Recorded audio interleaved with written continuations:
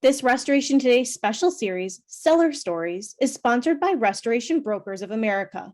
RBA works together with restoration company owners of all sizes to establish an exit strategy for today or the future and explore the ins and outs of the selling process. RBA has helped many owners successfully and happily exit their business by bringing well-matched buyers to the table. In the Seller Stories series, hear real stories from real sellers and buyers in the restoration industry. If you are looking for help creating an exit strategy or selling your business, visit sellmyrestorationbusiness.com.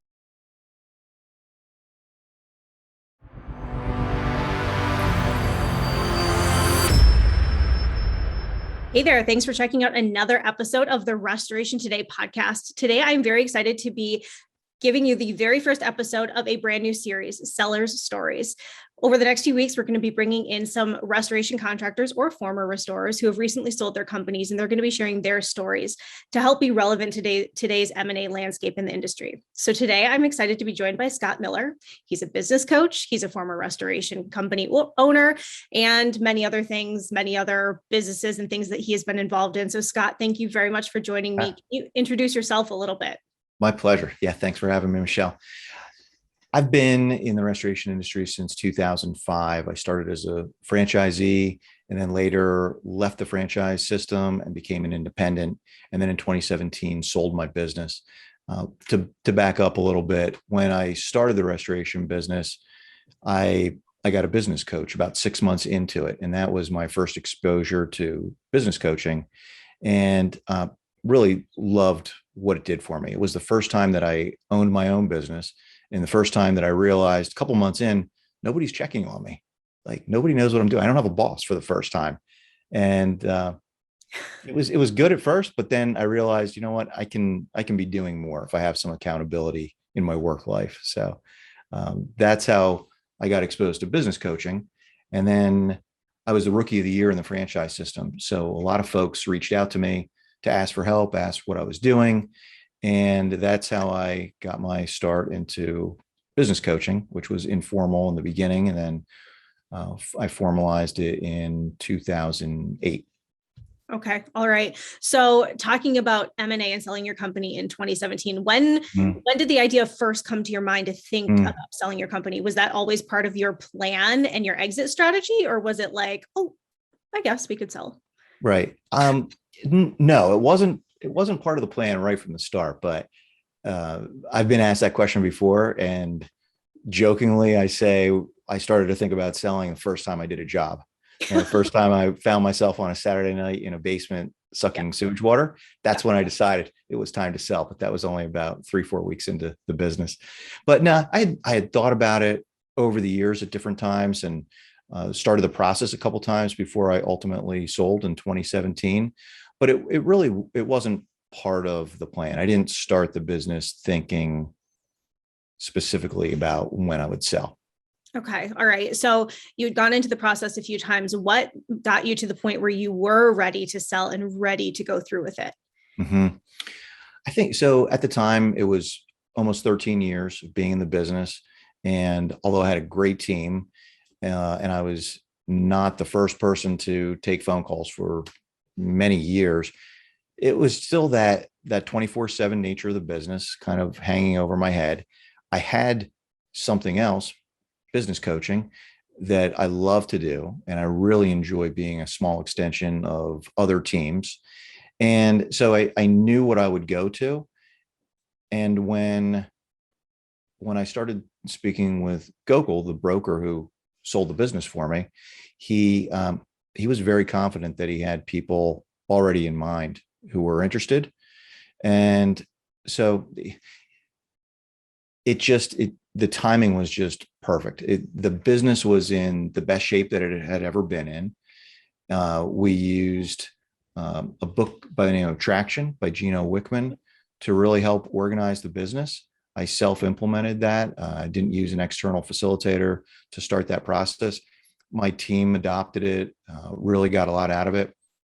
So I felt like revenue is really strong, profitability is really strong, the team is in really good shape. I love what I'm doing. I want to do more of what I'm doing. These are the thoughts that I was having. It's like, you know what? Let's try it and let's see what happens. And if it didn't happen, I would have been okay with that too. But it happened quickly. Okay. Did you do any prep work like before talking to Gokul or anything? Like, were there a few months before talking to a broker where you're like, maybe I need to do these few things first? Or was it more like, let's talk and then see where it goes? Mm-hmm. Uh, Traction. You talked about traction. So that's part yeah. of it. So that was a big part of the preparation. But to step back, I always had a really systematic approach to the business in the beginning. So I mentioned 6 months in, I hired a business coach, and he really helped me with that. Right from, probably about a year into the business, that's when I started to get a lot of calls from other people asking for help. So the driver for me to get the business really organized, documented systems, delegating, having a backup for every position. What drove that for me was not the idea of selling, but it was the idea of creating time. I needed a way to create time so that I could do more of what I really loved. Like, I remember coming home and telling my wife about my day, and always the highlight was getting a phone call from somebody and being able to help them. So I feel like, a lot of years ago, soon after I started the business, I was kind of inadvertently getting it ready to sell. Okay. All right. So, did you have multiple buyers coming to you, and how did you figure out the best fit for your company and your team that you are kind of transitioning out of? Yeah, I did. So within 2 weeks of listing the business, I had two buyers, and it was really important to me that I felt comfortable that whoever bought was going to keep the team in place, be able to interact with the team. And I wanted to go with the person that I thought had the best chance of success. And business partners, two gentlemen from outside of our geographic area, wanted to expand into our market. And so after meeting them, it just, it felt right with that person as opposed to the other person. Okay. All right. And the offers were very similar. Okay. So you find the right buyer, the offer and purchase paperwork's prepared. You get to closing day. What did closing day feel like? Well, even leading up to closing day, it's a little bit of an emotional roller coaster, or at least it was for me. Closing went very smoothly. I think getting to closing, the thing that was hanging over my head was letting people know. So I didn't let anyone know until after closing. And then I went, it was kind of the end of the day. So I think there was only one person still in the office after closing. So I met with that person face to face. And then I started to travel around the area and got people to come out and meet with me individually, one-on-one. I think I got done around midnight. And so that was tough. Keeping that secret from people was very difficult. Didn't like that part of it at all. And I still don't, but Gokul explained to me that sometimes the deals fall apart throughout the process, even as late as at the settlement table. So that was the hardest part. Other than that, everything went really smoothly. The lender that the buyers used did everything that they were supposed to do, and it just went really well. Okay. All right. So, what has life been like since 2017, since you transitioned out? You're helping people in a different way. So I think you're meeting your dreams in a different way. So what's it felt like since then?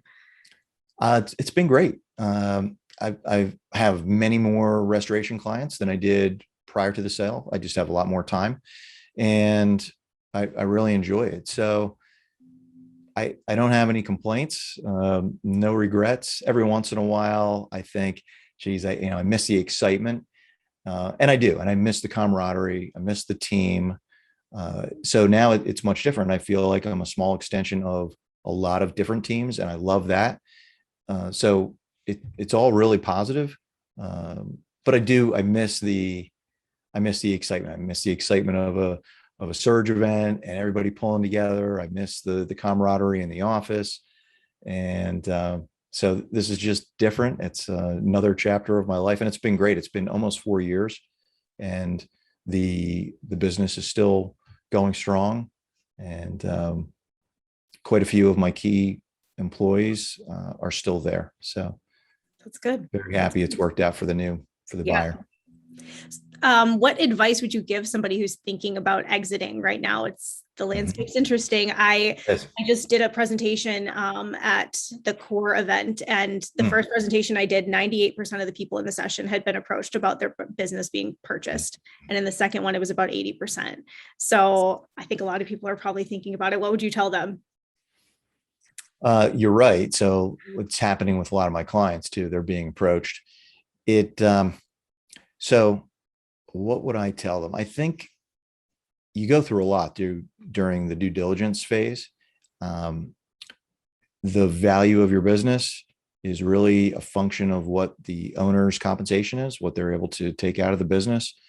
And so I think what I would say is really evaluate, have a very strong understanding of your financials, and get a sense of where you are on the spectrum in terms of profitability in our industry. It's a really tough industry, as you know. And if you're going to sell, I think it's really important to maximize what you get for the business. So if you're not already really in tune with your financials, I think that's step one, to understand what it is that you as the owner are able to take from the business. And if you're not really in tune with your financials, find somebody that can help you understand that, and then strategize on how to become more profitable if you feel like you're not as profitable as what the industry standard is. Yep.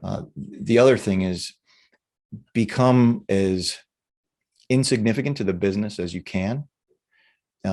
So a buyer mostly wants to buy the team, not the owner. There's some exceptions to that. Some of the acquisitions by larger organizations, aggregators, do want the owner to stay on in some cases.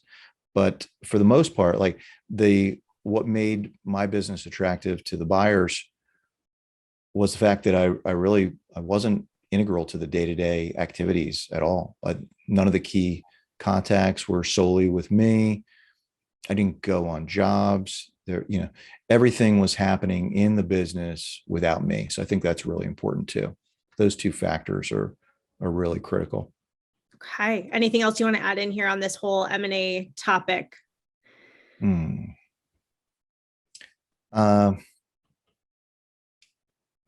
Let's see. I think it's really important that my third attempt was when I sold the business.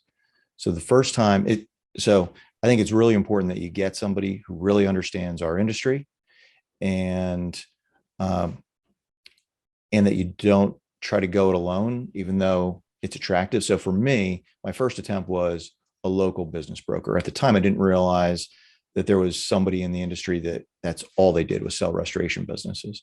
So I chose a local business broker who sold everything from pizza shops to, I can't say restoration businesses because he didn't sell my restoration business, but there was no activity. He had the listing agreement for a year, zero activity. He didn't bring me one potential buyer. Then I decided to start telling some people that I know in the community, and I got introduced to somebody who was interested. And that process took about 18 months. And it turns out he wasn't able to get to settlement due to financial issues that I wasn't aware of. So I wasted a lot of time in that way. And then at the end of the day, I found Gokul, sold my business. It took about a year, but he found the ultimate buyer within 2 weeks. So I think it's really important that you get somebody it's a unique industry, get somebody who is well connected throughout the industry. Yeah. And don't try to go it alone. Yes, for sure. All right. Well, thank you, Scott, for your time. I really appreciate it. I hope you have an awesome rest of your day. Thank you. Nice to talk to you. You too. For more Restoration Today, visit our website, cnrmagazine.com, or find us wherever you get your favorite podcasts.